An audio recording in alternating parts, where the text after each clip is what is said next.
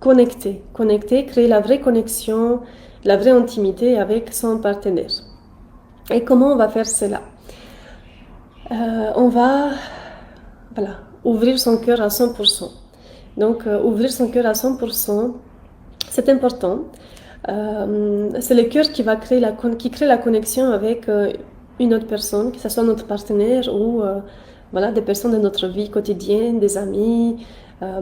C'est par le cœur qu'on crée cela. Donc, ça veut dire quoi? Ça veut dire que c'est par s'ouvrir, partager tout ce que nous avons sur le cœur, par l'émotion.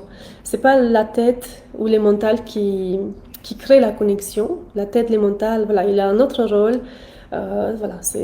C'est plutôt les mots, la ration, la logique, l'organisation, la planification. Mais les pensées, toutes ces pensées qui tournent en rond.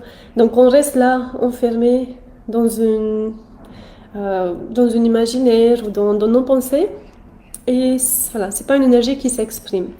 Donc ouvrir son cœur à 100%, c'est se dénuder finalement. On a cette facilité à se dénuder physiquement, mais se dénuder émotionnellement, c'est un peu plus difficile aujourd'hui pour nous. Et c'est ça la vraie intimité. La vraie intimité, c'est ouvrir son cœur. Et pourquoi on n'arrive pas à ouvrir son cœur à 100%? Parce que souvent, dès qu'on ouvre son cœur, il y a les risques. Donc il y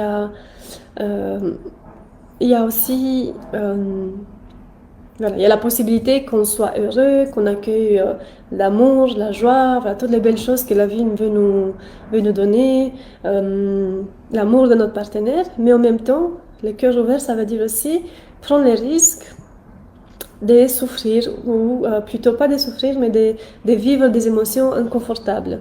Et donc c'est pour ça que souvent, on ouvre le cœur un petit peu, on dit des choses, mais on n'y va pas à 100%. On fait petit à petit, donc c'est pas à 100%. On le fait à demi-mesure ou moins. Et du coup, en retour, ce qu'on reçoit, ce que nous avons, c'est que on va voir aussi un amour, un échange qui n'est pas à 100%, une authenticité, une profondeur de la relation qui n'est pas à 100%. Donc, on va rester sur des choses parfois superficielles ou parfois sur des non-dits. On a envie de dire des choses, mais peut-être le mental nous arrête, nous dit c'est pas bien de dire ça, c'est pas bien d'exprimer ses émotions. Qu'est-ce qu'il va penser? Il va dire que tu es faible, tu te fais pas confiance, si jamais tu as des doutes. Donc c'est pour ça que c'est difficile pour nous à ouvrir son cœur.